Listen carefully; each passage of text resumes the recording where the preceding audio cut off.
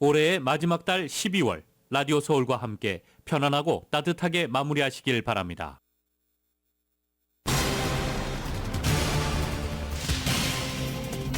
LA 홈리스 서비스국이 내년 카운티 내 홈리스 현황을 파악하기 위해 자원봉사자를 모집합니다. 남가주 지역의 주택 매매 건수가 기록적으로 하락했지만 주택 가격은 가장 큰 폭으로 인상됐습니다. 살모넬라균에 감염된 멕시코산 캔탈럽 멜론을 먹은 사망자가 또 발생했습니다. 캘리포니아 등 전국 38개 주에서 230명 이상이 식중독 증상을 보이고 있습니다. 아프간 전쟁 참전 이후에 외상 후 스트레스 장애로 고통을 받던 40대 한인 전직 소방관이 자신의 집에서 경찰과 대치하다 끝내 총격을 받고 사망했습니다. 아카데미 영화박물관에서 재단이 마련한 송강호 특별전이 시작됐습니다. 1월 13일까지 송강호의 주요 작품 13편이 상영됩니다. 바이든 대통령과 질 바이든 여사가 오늘 오후 1시 LA에 도착합니다. 선거 캠페인을 위한 기금 모금 행사 같은 사흘간의 일정이 잡혀 있습니다. 공화당 대선 후보 경선에서 니키 헤일리 전 유엔 대사가 지지율을 꾸준히 끌어올리고 있는 것으로 나타났습니다. 공화당 유권자들 사이에서 지지율 2위입니다. 2020년 대선 결과를 뒤집으려 한 혐의로 기소된 트럼프 전 대통령이 법원에 재판 일정 진행을 중지해달라고 요구했습니다. 라스베가스 네바다 대학에서 발생한 총격 사건 피해자는 모두 이 대학 교수와 교직원으로 확인됐습니다. 구직에 실패한 용의자가 보복 범행을 저질렀을 가능성이 큽니다. 텍사스에서 모두 6명을 살해하고 3명을 다치게 한 총격범의 첫 번째 범행 희생자가 바로 범인의 부모로 확인됐습니다. 미국 가계 자산이 3분기 주식시장이 큰 폭으로 하락하면서 1조 3천억 달러 상당이 줄어든 것으로 나타났습니다. 11월 미국 일자리 증가폭이 커지고 실업률은 하락했습니다. 비농업 일자리가 전월 대비 19만 9천 건 늘어났습니다. 미군이 아직까지는 우크라이나와 이스라엘에 모두 무기를 지원하는 데는 문제가 없다고 밝혔습니다. 다만 전쟁이 길어지면 상황은 달라질 수 있다고 경고했습니다. 이스라엘군이 제거 대상인 하마스 사령관들의 사진과 함께 투항한 것으로 보이는 대원들의 모습을 이례적으로 공개했습니다. 더불어민주당 전당대회 돈봉투 살포 의혹 정점으로 지목된 송영길 전 대표가 피의자 신분으로 검찰에 소환됐습니다. 주류의 희생안을 두고 혁신위원회와 갈등을 겪었던 국민의힘 지도부가 외부 영입 인재를 발표하면서 분위기 전환을 시도하고 있습니다. 민주당도 전략공천의 방향을 정할 책임자를 임명하면서 여야 모두 총선 준비에 속도를 내고 있습니다. LA 레이커스가 뉴올리언즈와의 경기에서 133대 89로 승리하고 인시즌 토너먼트 결승에 올랐습니다. 결승전 상대는 인디애나로 내일 토요일 오후 5시 30분에 열립니다. 토트넘의 손흥민 선수가 웨스트햄과의 경기에서 침묵했고 팀은 1대2로 패하고 말았습니다. 토트넘은 일요일 오전 뉴캐슬과 경기합니다. 오늘 뉴욕 증시는 상승 출발하고 있습니다. 원달러 환율은 1306.8원으로 마감했습니다. 남가주 오늘 대체로 맑겠고 다소 강한 바람이 불겠습니다. LA 한인타운의 낮 최고 기온은 70도 예상됩니다. 이 시간 주요 뉴스는 하늘 위 호텔, 세계 최대 항공기 아시아나항공 A380에서 차별화된 서비스를 만나보세요. 고국까지 편안하고 안전하게 모시는 아시아나항공 제공입니다. 여러분 안녕하십니까? 김윤정입니다. 안녕하십니까? 유지승입니다. 2023년 12월 8일 금요일 라디오 솔모닝 뉴스 2부입니다. 캘리포니아 주정부의 재정 적자 680억 달러로 전망되고 있습니다. 이로 인해서 개빈 뉴섬 주지사가 의료계 임금 인상 체계를 일부 수정할 것으로 알려졌습니다. 초당적 기관 입법분석실이 어제 2024-25 캘리포니아가 680억 달러의 재정 적자를 겪을 수 있다라고 전망했습니다. 늘 흑자를 보고 있다라고 지난 몇 년간 보도해드렸었는데 적자 상황을 맞닥뜨리게 된 것입니다. 뉴섬과 주의회 의원들은 올여름 주정부 예산에서 300억 달러 이상을 삭감했지만 추가적인 세입 감소가 불가피할 것으로 예상되고 있습니다. 뉴섬 주지사는 110억 달러의 기존 지출을 포함해 총 190억 달러가 소요될 것으로 예상되는 수십 건의 법안에 대해 거부권을 행사한 바 있습니다. 또 최근 발표된 최저임금 인상안, 의료계 최저임금 인상안, 이 인상안도 현재 검토될 것으로 전해지고 있습니다. LA 시내에서 버스 전용 차선 운영 시간에 자동차를 주차할 경우 벌금 폭탄을 감수해야 하겠습니다. LA 메트로 버스의 주차 단속 기능을 갖춘 인공지능 AI 단속 카메라가 시범적으로 설치되기 때문입니다.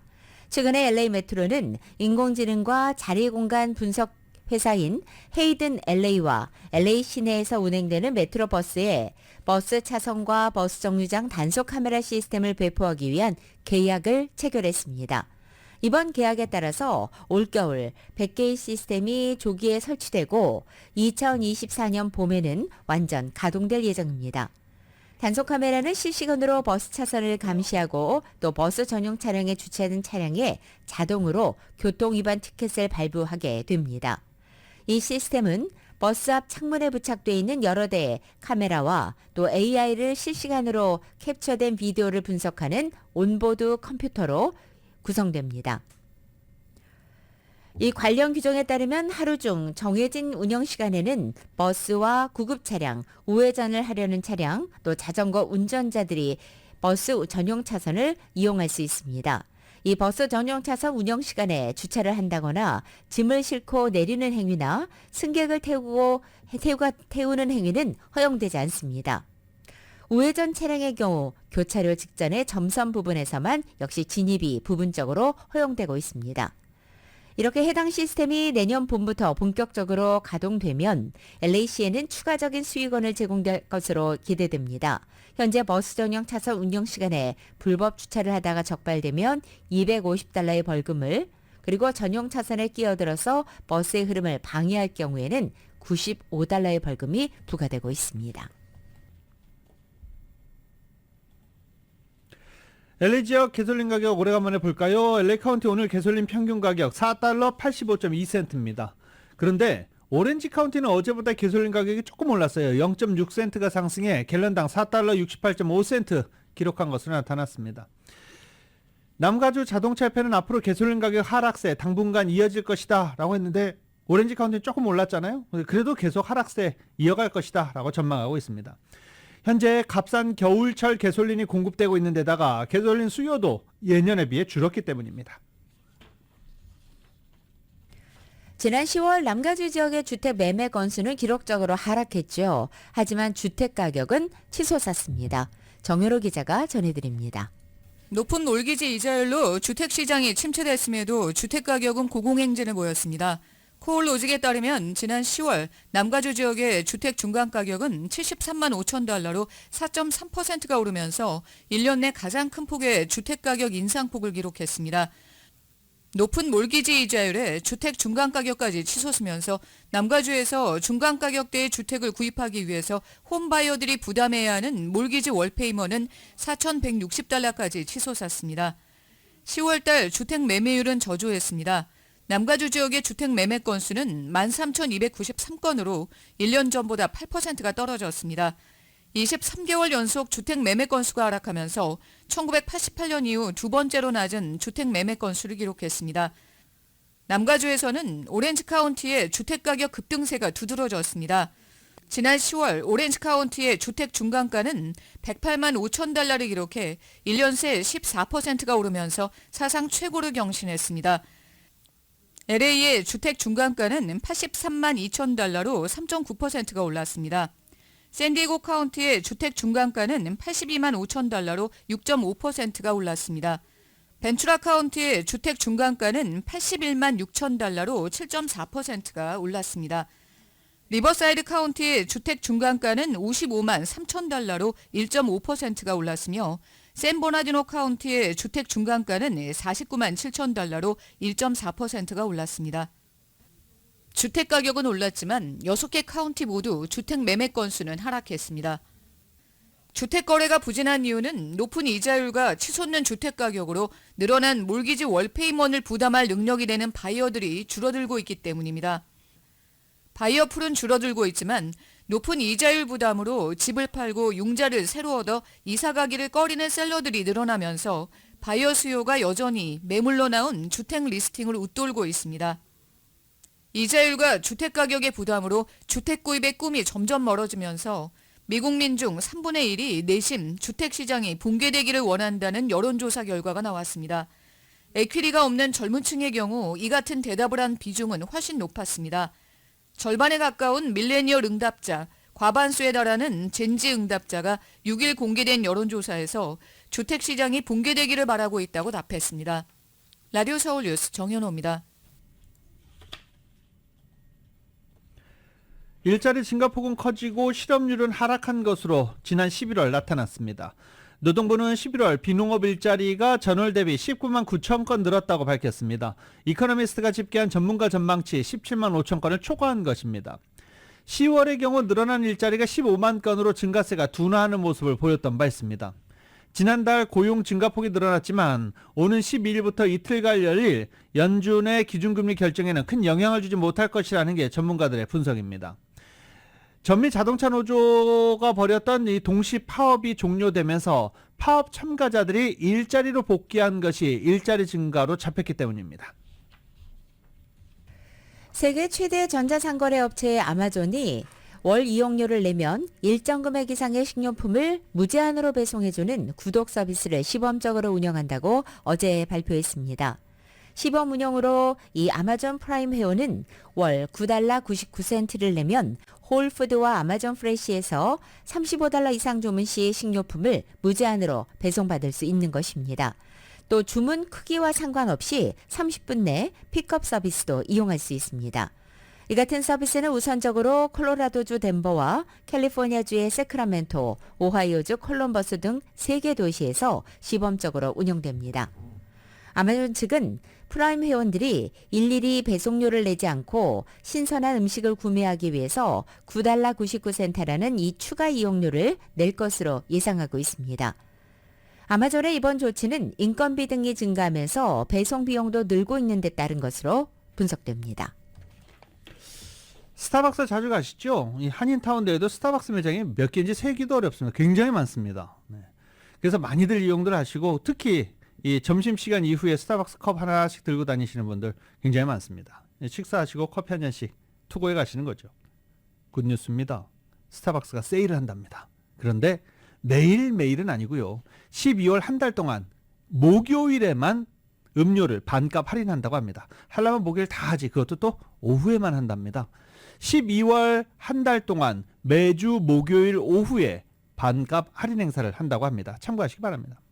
스타벅스는 12월 14일, 21일, 28일 정오부터 오후 6시까지 모든 음료를 정상 판매가의 50%에 제공한다라고 밝혔습니다. 단 할인을 받으려면 스타벅스 앱을 사용해야 되고요. 우버이츠나 도어대시 같이 또 이렇게 배달을 시키는 것은 할 수 없습니다. 또 병과 캔에 들어있는 음료도 할인 제공을 받을 수 없습니다. 식당 직원에게 음식을 던진 손님이 있습니다. 이에 대해서 법원이 식당에서 2개월을 일하라는 이색적인 판결을 내렸습니다. KBS 보도입니다. 식당 직원에게 횡포를 부린 일명 갑질 손님에게 미국 법원이 2달간 식당에서 일하라는 판결을 내려 화제입니다.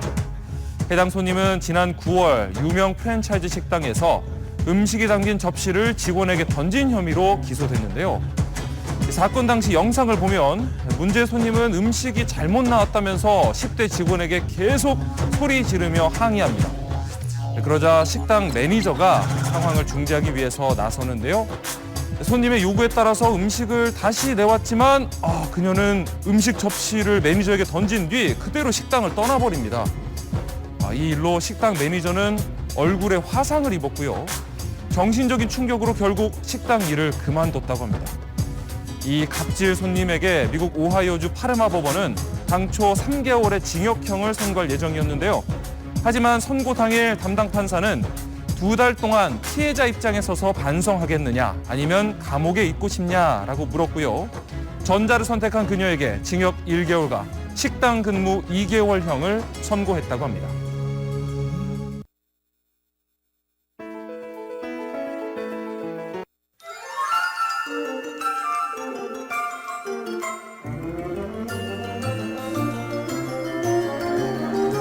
It's beginning to look a lot like Christmas everywhere you go. 12월 8일 Take a look 금요일 and find 남가주의 날씨 전해드립니다. 오늘과 내일 이틀 동안 남가주에는 바람이 불습니다. 특히 밸리 지역과 일랜드 엠파이어 지역, 해안 지역, 그리고 산간 지역에는 바람주의보, 바람경보가 현재 발효돼 있고 오늘 밤부터 토요일인 내일 오후까지 바람의 세기가 아주 강해질 것으로 보입니다. 이렇게 건조한 바람이 강하게 불면서 그만큼 화재 위험이 높아집니다. 따라서 각 지역의 전력회사 차종에 따라 가정의 전력 공급이 중단될 가능성도 예고돼 있습니다. 남가주 오늘도 대체로 맑은 날씨 보이고 낮 기온도 어제와 비슷합니다. 하지만 토요일인 내일은 낮 기온이 3, 4도가량 오르고 일요일에도 낮 기온이 3, 4도가량 더 높아져서 대부분 지역 낮 최고 기온이 70도 중반까지 올라설 것으로 보입니다. LA 한인타운의 오늘 낮 최고 기온 70도, 밤 최저 기온은 46도, 오렌지 카운티 지역 70도, 49도, 밸리와 일랜드 엠파이어 지역 71도, 53도, 해안 지역은 67도, 50도로 예상됩니다. 한국은 오늘 부분적으로 구름 끼겠고 서울의 오늘 아침 최저 기온이 34도, 낮 최고 기온은 59도로 예상됩니다. 라디오 서울 모닝뉴스 2부 이 시간은 1250만 불 교통사고 최고 보상 교통사고 전문 천재 변호사 리차드 호프만 또 하나의 새로운 문이 열렸습니다. 한인은행 최초로 라스베가스에 진출한 오픈뱅크 총 20억 달러의 승소 크고 작은 교통사고와 상해 브라이언 타필라와 시질러 한인타운의 중심 올림픽가에서 한인금융의 새로운 역사가 시작됩니다. 올림픽 지점을 새롭게 오픈하는 US 메트로뱅크 공동 제공입니다.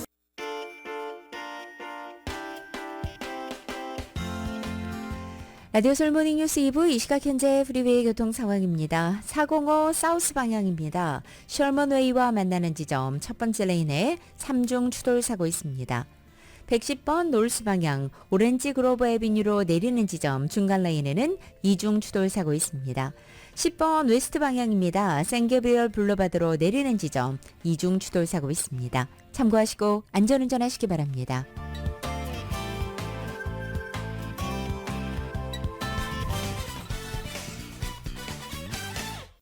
라디오솔 모닝뉴스 함께하고 계십니다.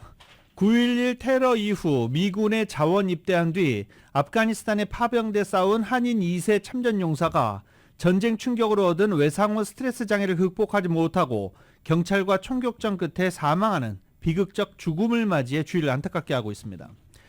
이번 사건은 이라크전과 아프간전을 거치면서 많은 참전 군인들이 겪고 있는 외상후 스트레스 장애, PTSD 등 정신적 후유증의 심각성을 일깨워주는 것이어서 보훈 당국의 적극적인 대책이 필요하다는 지적입니다. 텍사스 해리스 카운티 셰리프국은 지난 1일 오전 10시 50분경 차량 한 대가 문이 열린 채 도로 가운데 버려져 있다는 주민의 신고를 받고 출동했습니다.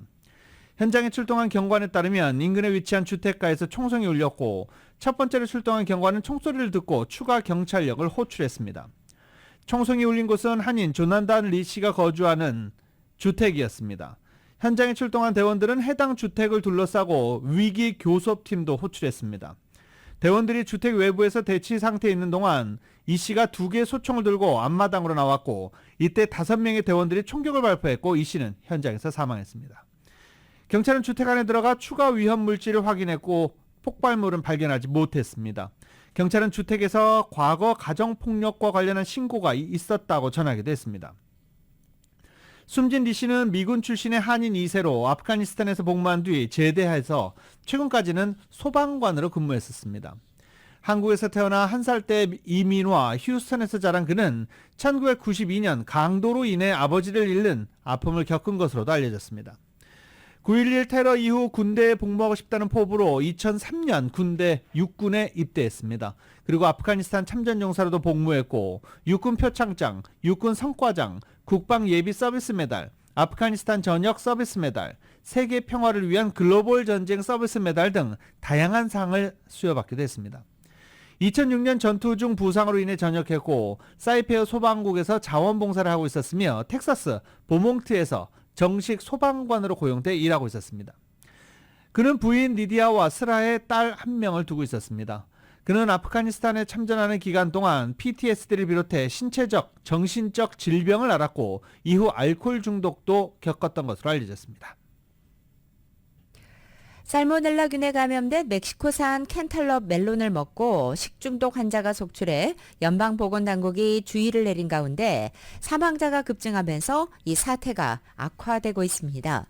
이번 캔탈럽 감염 사태로 지금까지 미국에서는 3명, 캐나다에서 5명 등 모두 8명의 사망자가 나왔고 현재 전국에서 증세를 호소하는 환자가 늘어나고 있습니다.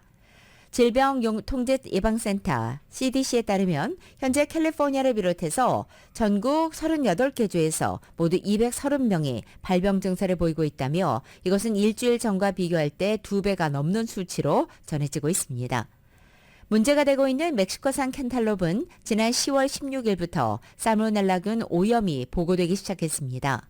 보건당국은 발병 여부를 판단하는 데 3, 4주가 걸려서 실제적으로 발병 지역이나 사례는 현재 집계된 것보다 훨씬 많을 것으로 추산된다고 밝혔습니다.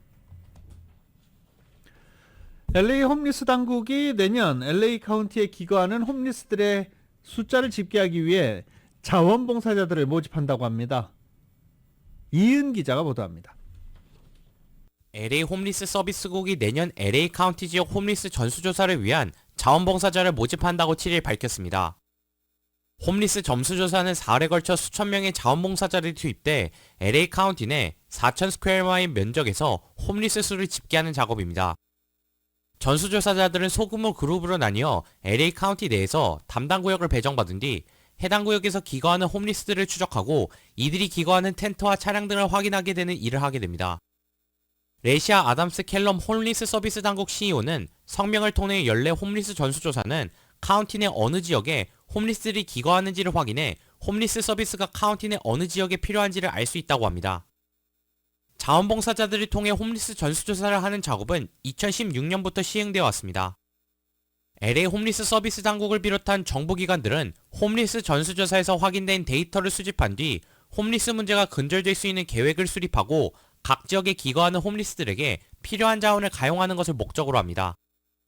정부 당국은 홈리스 전수조사를 위해 8천여 명의 자원봉사자들을 구하고 있는데 올해는 정확한 집계를 위해 홈리스 포인트라고 불리는 어플을 홈리스 카운티 작업에 활용할 계획입니다. LA 홈리스 서비스국의 2024년 홈리스 전수조사는 다음 달 23일부터 시작될 예정이며 자원봉사자들은 샌퍼난도 밸리와 샌 가브리엘 밸리에서 우선 홈리스 전수조사에 들어갑니다. 24일에는 이스트 LA와 웨스트 LA로 그리고 마지막 날인 25일에는 엔텔롭 밸리, 대중교통 메트로 시스템, 그리고 사우스 LA에서 전수조사가 이루어집니다. 전수조사에 자원봉사를 희망하는 한인들은 웹사이트 theycountwillyou.org에 방문해 등록하면 됩니다. 라디오 서울 뉴스 이은입니다. 한인타운 노동연대와 K타운 액션 측이 미라마 저소득층 연장자 아파트 신청서를 한인타운 노동연대 키와 사무실에서 배포하고 또 연장자의 신청서 대행을 서비스하기로 했습니다. 키와는 미라마 아파트를 관리하는 로즈 커뮤니티 관리회사와 아파트 신청서를 한인타운 노동연대 사무실에서 배포하는 파트너십에 동의했다면서 앞으로 한인 시니어들은 신청서를 우편으로 접수시킬 수 있을 뿐만 아니라 키와 사무실에서 직접 아파트 입주 신청서를 접수할 수 있게 됐다고 발표했습니다. 키와 측은 미라마 아파트 신청서를 9일부터 20일까지 매주 월요일부터 금요일 오전 10시부터 오후 5시 그리고 토요일에는 오후 1시부터 6시까지 배포합니다. 키와 사무실은 LA 한인타운 1053 사우스 뉴햄프셔 애비뉴에 위치해 있습니다. 예약 번호는 657-347-2645 657-347-2645번으로 하시면 됩니다. 미라마 아파트는 연방주택국의 렌트 보조를 받는 저소득 연장자 아파트이고 62세 이상 그리고 연소득이 중간소득 50% 이하여야 합니다. 현재 LA 카운티 기준의 중간소득 50%는 1인 기준으로 44,150달러, 2인 가족 기준은 연소득 54,450달러입니다. 어제 오징어 게임 스튜디오가 만들어졌다 그리고 말씀드렸죠. CBS 방송국 페어팩스에 있는 CBS 방송국 스튜디오 안에 만들어졌습니다. 1인당 39달러 내고 입장해서 게임 5개를 할 수 있는 오징어 게임에 나온 다양한 게임을 실제로 즐길 수 있는 곳인데 어제 저희가 소개해드렸죠. KBS가 다녀왔습니다. LA 중심가의 한 방송국 스튜디오에 드라마 속 공간이 재현됐습니다. 이곳을 찾은 사람들은 긴장된 분위기 속에서 입장을 기다립니다. I'm excited. I'm ready. Come through. I'm excited to see what is going to happen if it's the same as the show or whatnot. But I'm looking forward to at least coming and winning. 드디어 문이 열리고 등록을 한 참가자들은 먼저 대기실로 갑니다. 설명을 들은 후 드라마에서 봤던 바로 그 게임에 참여하게 됩니다. 게임은 모두 6가지, 70분 정도 걸립니다. 참여하기 위해선 최소 $39, 우리 돈 5만 1,000원으로 온라인을 통해 미리 예약해야 합니다. 이 체험관에서 가장 인기를 끈 게임은 드라마 오징어 게임에서도 가장 먼저 등장했던 무궁화 꽃이 피었습니다입니다. We have technology with the wristbands. The wristbands are tracked by a LECO system in here. The LECO system will identify any player that moves. 우승자에게는 드라마 속 가면이 선물로 주어지고 VIP 라운지에서 음료를 마실 수 있습니다. Well, my adrenaline's still pumping. It was really fun. It was more nerve-wracking and trickier than I thought. 오징어 게임 체험관은 다음 달 말일까지 운영될 예정입니다. 하지만 신청자가 쇄도할 경우 더 연장할 수 있다고 주최 측은 밝혔습니다. 로스앤젤레스에서 KBS 뉴스 황동진입니다. 이번에는 중국으로 가보겠습니다. 중국의 폐렴 확산세가 심상치 않다는 소식입니다. 대부분 어린이 환자로 병원에 진료를 받으려면 밤샘 줄서기를 해야 할 정도라고 합니다. 중국 보건당국은 의료 현장에 가용수단을 총동원하려면 퇴직 의사까지 불러들여야 한다고 밝혔습니다. KBS입니다. 베이징 어린이 전문병원의 내과 진료층입니다. 2주 전에도 환자가 북새통을 이뤘지만 지금은 더 늘어나 발 디딜 틈이 없습니다. 환자들이 한꺼번에 몰리는 걸 막기 위해 진료실 앞에는 안전선까지 설치됐습니다. 대부분 마이코플라스마 폐렴과 독감 환자들입니다. 병상이 부족해 대기 의자에서 수액을 맞습니다. 이 어린이병원 내과에만 하루 평균 7,000명이 찾아올 정도로 의료 현장에서 부담은 점점 커지고 있습니다. 의사들의 야근은 일상화됐습니다. 일부 병원에서는 밤샘 줄서기를 해야 겨우 진료를 받을 수 있습니다. 중국 보건당국은 급기야 퇴직한 의사들까지 소아과로 불러들이고 있습니다. 모든 수단을 동원해 대응하겠다는 겁니다. 시내 약국에서는 항생제와 폐렴 진단 키트를 구하기도 쉽지 않습니다. 사재기 현상까지 벌어지고 있습니다. 실제로 중국의 대표적인 배달 전문 앱의 경우 한 달 사이 폐렴 진단 키트 판매가 10배, 독감 키트는 16배 급증했습니다. 중국 보건당국은 기존에 알려진 호흡기 관련 전염병일 뿐이라면서도 정확한 환자 통계를 발표하지 않고 있습니다. 인도와 타이완 정부는 마이코플라스마 폐렴 예방을 위해 중국 여행 자제를 권고했습니다. 베이징에서 KBS 뉴스 김효신입니다. 멕시코 중부 푸에블라주 치아우틀라 데타피아 이 지점에서 규모 5.8의 지진이 어제 발생했습니다. 이번 지진으로 인해 수도 멕시코시티 건물에도 강한 흔들림이 감지되기도 했습니다. 정부 당국과 각 지방자치단체는 경보를 발령했고 주민들에게 안전한 곳으로 이동하라고 알리기도 했습니다. 아직 피해 상황 알려지지 않았습니다. 내년도 세계 한인 비즈니스 대회, 옛 세계 한상대회 개최지가 전라북도 전주로 확정됐습니다. 재외동포청은 어제 제45차 운영위원회를 열고 전주를 2024년 제22차 세계 한인 비즈니스 대회 개최지로 선정했다고 발표했습니다.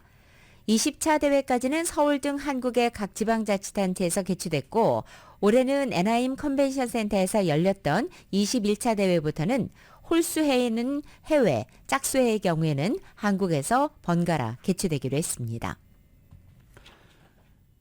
배우 송강호 씨가 LA에 도착했습니다. LA 아카데미 영화박물관에서 개최한 송강호 주요 작품 13편을 상영하는 회고전을 열면서 송강호 배우를 현지로 초청해 팬들이 직접 만날 수 있게 한 것입니다. 어제 첫 작품으로 기생충이 상영됐고 영화가 끝난 뒤에 제닛 양 아카데미 회장이 참석해 공개 대담을 진행하기도 했습니다. 또 송강호 배우는 앞으로 계획으로 꾸준히 영화를 하겠지만 온라인 동영상 서비스나 여러 채널을 통해 콘텐츠 소통이 너무나 다변화한 세상이기 때문에 내년 5월쯤에는 온라인으로 드라마 한 편 공개될 것 같다라고 말하기도 했습니다. 아카데미 시상식 수상 기대작이 있느냐라는 질문에는 독일의 벤 빈데스 감독이 일본에서 찍은 영화 퍼펙트 데이즈와 고레에다 히로카즈 감독의 일본 영화 괴물을 꼽기도 했습니다. 라디오솔 모닝뉴스 함께하고 계십니다. 오늘 오후에 바이든 대통령 부부가 LA에 도착합니다. 일단 라스베가스에 먼저 도착한 뒤에 그리고 4시 40분경 LA에 도착할 것으로 예보되고 있습니다. 헐리우드 쪽으로 갈 예정인데요. 네. 4시 40분에 도착해서 헐리우드로 이동하면 곳곳에 교통 통제된다는 거 참고하시기 바랍니다. 이번에 LA를 방문한 바이든 대통령과 질 바이든 여사는 선거 캠페인을 위한 자금 모금이 목적입니다. 구체적인 일정은 공개되지 않았는데 일단 사흘 동안 LA 곳곳에서 모금 활동을 벌일 것으로 알려졌습니다. 오늘 헐리우드 영화계 거물급들이 대거 동참하는 선거 자금 모금 활동 펼쳐집니다. 오늘 바바라 스트레이젠드, 스티븐 스필버그, 명감독 랍 라이너 등 헐리우드계에 영향력을 끼칠 수 있는 많은 사람들이 오늘 참석할 것으로 알려지고 있습니다. 이 행사에 참석하려면 입장료 $1,000, 가장 비싼 입장료 $50만 달러입니다. 주최 측은 $25,000 이상 기부하는 사람의 경우 포토라인을 이용할 수 있다라는 사실을 강조하기도 했습니다. 2020년에 대선 결과를 뒤집으려 한 혐의로 기소된 트럼프 전 대통령이 법원에 재판 일정 진행을 중지해달라고 요구했습니다. 트럼프 전 대통령의 변호팀은 어제 워싱턴 DC 연방지방법원에 이번 재판에 대통령의 공무상 행위에 대한 면책 특권은 적용되지 않는다는 법원 결정에 대한 항고 방침을 밝히면서 이같이 요청했다는 것입니다. 항소법원에서 대통령의 재임 중 행위는 기소나 체벌 대상이 아니라는 트럼프 전 대통령의 주장을 받아들일 경우에 재판을 열 필요가 없다는 주장입니다. 이 트럼프 전 대통령에 대한 워싱턴 DC 연방지원의 재판 시작 시점은 내년 3월로 잡혀있는 상태입니다. 다만 재판을 앞두고 각종 조정 작업과 배심원단 선정 작업 등은 내년 초부터 시작될 예정입니다. 현재 법률 전문가들은 트럼프 전 대통령의 이 같은 요구는 항소법원을 넘어 대법원까지 면책권 문제를 끌고 가겠다는 전략에서 나온 것으로 보인다고 해석합니다. 현재 트럼프 전 대통령은 각종 여론조사 결과 공화당 내 다른 대선 주자들에 비해서 압도적인 우위를 보이고 있지만 당내의 경선이 본격화되는 내년 3월부터 시작하는 형사재판이 이 대선 가도의 위험 요인으로 지적되고 있기 때문입니다. 트럼프 전 대통령은 워싱턴 DC뿐만 아니라 뉴욕과 플로리다, 조지아주 등에서 모두 91개의 혐의로 기소된 상태입니다. 공화당 대선 후보 경선에서 니키 헬리 전 유엔 대사에 대한 지지가 작지만 꾸준히 상승하는 것으로 나타났습니다. 월스트리트저널은 지난달 29일부터 지난 4일까지 엿새 동안 공화당 유권자들을 상대로 조사한 결과 헬리 전 대사가 15% 지지율로 론 디센티스 플로리다 주지사를 1%포인트 차이로 제치고 2위에 올랐다고 보도했습니다. 트럼프 전 대통령은 59% 지지율입니다. 다만 월스트리트저널은 아직 트럼프 전 대통령에게 실제 위협이 될 정도는 아니지만 헤일리 대사의 상승세는 주목할 만하다고 평가했습니다. 헤일리 전 대사가 3개월여 만에 지지율 2배 가까이 끌어올리면서 디센티스 주지사를 제친 것은 당내 대선 후보 토론의 성과에 힘입은 것으로 분석하고 있습니다.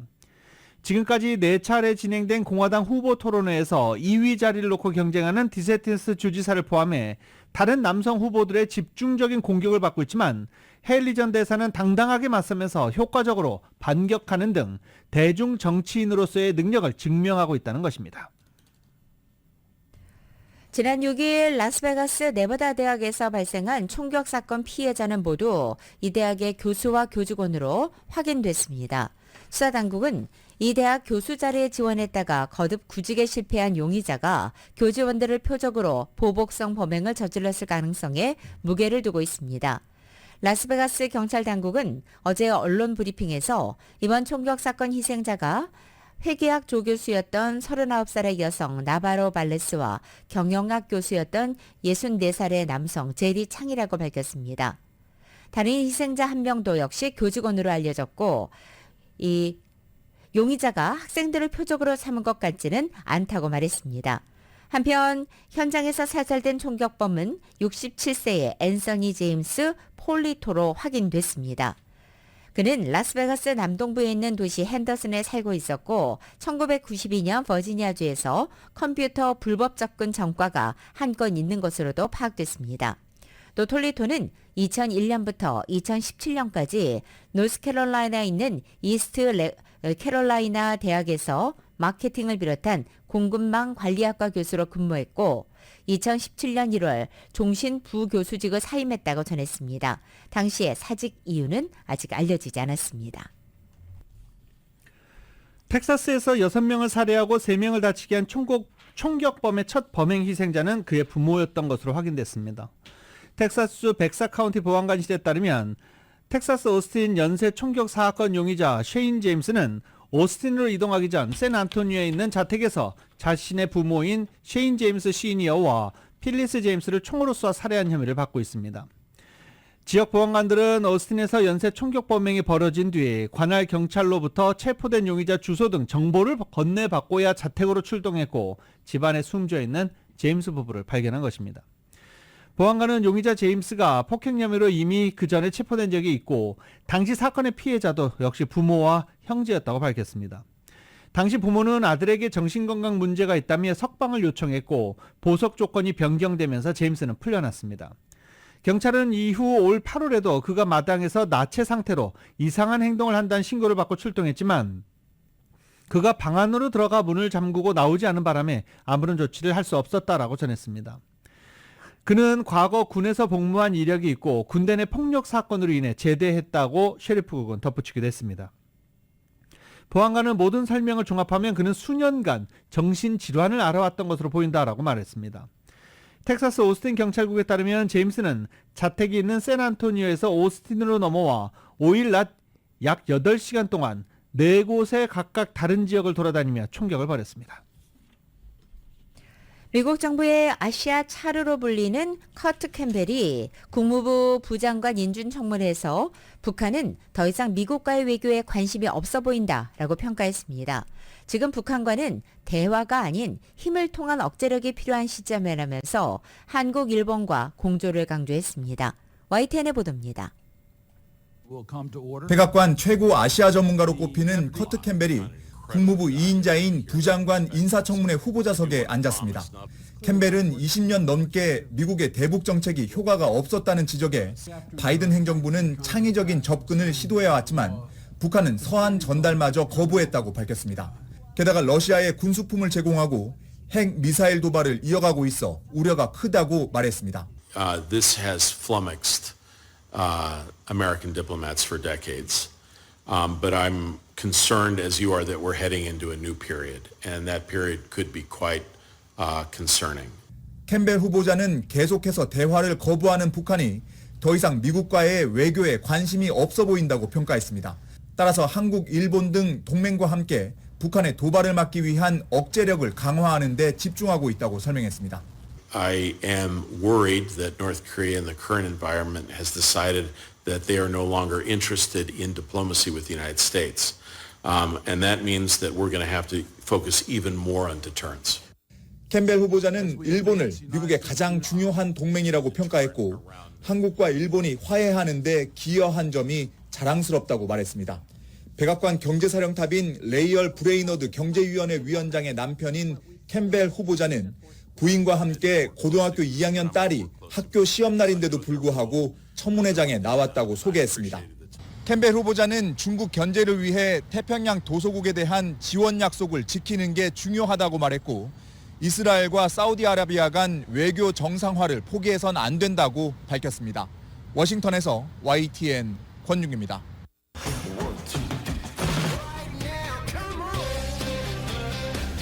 라디오솔 모닝뉴스 스포츠 소식입니다. 스포츠 소식은 전문가가 추천하는 이민법과 가정법 전문 제인정 종합법률사무소 제공입니다. 어제 인시즌 토너먼트 2경기가 열렸죠. 인디애나 페이서스와 미러키 벅스 간의 경기는 인디애나가 128대 119로 승리하고 결승에 선착했습니다. 그리고 이어서 벌어진 두 번째 준결승 경기 LA 레이커스와 뉴올리언스 펠리컨스 간의 경기에서는 LA 레이커스가 133대 89 점차가 너무 많이 벌어졌죠. 44점 차 압도적인 승리를 거두면서 결승에 올라서 이제 LA 레이커스와 인디애나 페이서스 간의 인시즌 토너먼트 결승전이 내일 열리게 됐습니다. 이 인시즌 토너먼트는 정규 시즌 외에 결승전만 정규 시즌에 포함되지 않은 추가 경기입니다. 때문에 한 시즌에 NBA가 82경기가 펼쳐지잖아요. 네. LA 레이커스와 인디애나는 83경기째 내일 결승전을 펼치게 됩니다. LA 시간으로 오후 5시 30분에 결승전 시작 라스베가스에서 열리고요. ABC TV를 통해서 생중계됩니다. 잉글랜드 프로축구 토트넘의 손흥민 선수가 8시즌 연속 두 자릿수 득점 도전은 다음 경기로 미뤘습니다. 토트넘은 후반 수비에서 치명적인 실수가 나와서 역전패를 당해서 5경기 연속 무승이라는 깊은 부진에 빠졌습니다. YTN입니다. 경기 초반 손흥민과 토트넘의 발걸음은 가벼웠습니다. 1분 만에 손흥민은 클립세스키에게 절묘한 패스를 건넸습니다. 첼시전 퇴장 이후 4경기 만에 출전한 중앙 수비수 로메로는 전반 11분 높은 타점을 앞세워 선취골을 터뜨렸습니다. 토트넘의 전반 점유율은 77%. 하지만 17분 손흥민이 때린 슛은 골키퍼 정면으로 향했고 35분 로셀소의 슛도 선방에 걸렸습니다. 전반 추가 시간 웨스트햄의 자책골이 될 뻔한 상황도 아쉬웠습니다. 기다리던 추가 득점이 나오지 않자 후반엔 웨스트햄이 매서운 반격에 나섰습니다. 후반 7분 만에 행운까지 따라주면서 보웬이 동점골을 터뜨렸고 29분엔 토트넘 우도기가 치명적인 백패스 실수를 저질러 웨스트햄이 역전 결승골을 넣었습니다. 후반 37분부터 다리를 절뚝거린 손흥민은 8승 연속 두 자릿수 득점 기회를 더는 살리지 못한 채 43분 교체돼 나왔고 토트넘도 5경기째 승리와 인연을 맺지 못했습니다. So we have to stick it together as an inside in the group of players, in the group of coaching staff. So yeah, we're working hard, and yeah, obviously I know it's very sad for the fans and very disappointed for 5 games in a row. 토트넘은 이틀만 쉬고 강호 뉴캐슬과 맞붙습니다. 주전들의 줄부상에도 2연승을 달리던 뉴캐슬은 에버튼에 3대0으로 져서 상승세가 꺾였습니다. 손흥민이 바닥까지 떨어진 체력을 끌어올려 역사적인 8승 연속 두 자릿수 득점에 성공할 수 있을지 깊은 부진에 빠진 팀의 반전도 결국 손흥민의 발끝에 달려 있습니다. YTN 이경재입니다.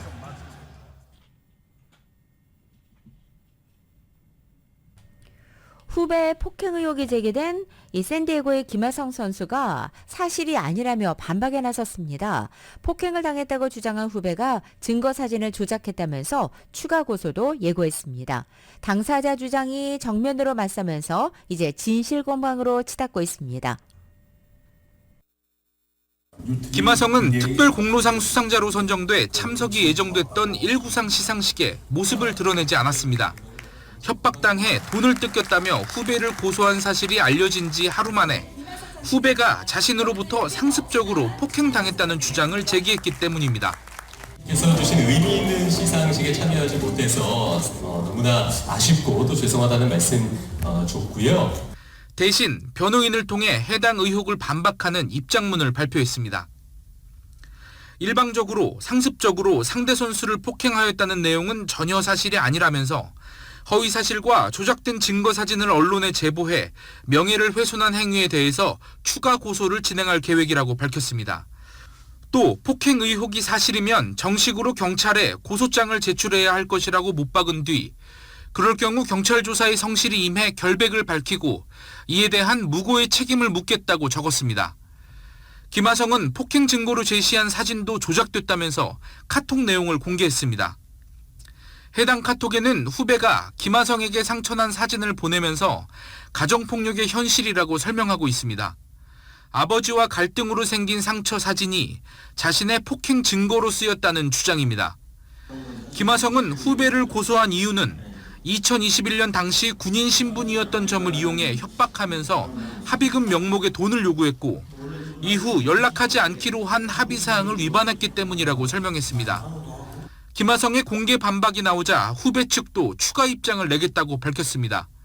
양측의 주장이 첨예하게 맞서면서 진실 공방 양상으로 치닫고 있습니다.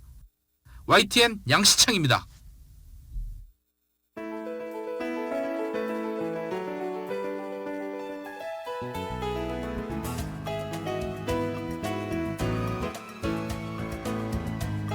오늘 추위를 살짝 견뎌내시면 이번 주말에 조금 포근해진다고 합니다. 외출하기 좋은 날씨 이어진다고 하니까 오늘 조금 춥더라도 참으시기 바랍니다. 근데 또 이런 얘기를 제가 가끔 하잖아요. 나가면 야 뭐가 춥다고 그래? 라고 하시는 분들도 상당히 많습니다. 또 바람이 많이 부니까 또 참고하시기 바랍니다. 벨리에 사시는 분이 이런 얘기를 하세요. 1년 365일 중에 200일은 덥고 100일은 바람 불고 멀쩡한 날이 50일밖에 없다 라고 하시기도 했었습니다. 바람 부니까 또 이 점도 참고하시기 바랍니다.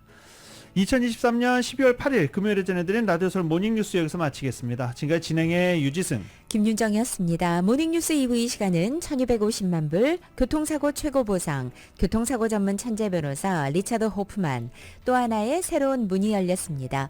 한인은행 최초로 라스베가스에 진출한 오픈뱅크, 총 20억 달러의 승소, 크고 작은 교통사고와 상해, 브라이언 타필라와 시즐러, 한인타운의 중심 올림픽가에서 한인금융의 새로운 역사가 시작됩니다. 올림픽 지점을 새롭게 오픈하는 US 메트로뱅크 공동 제공이었습니다.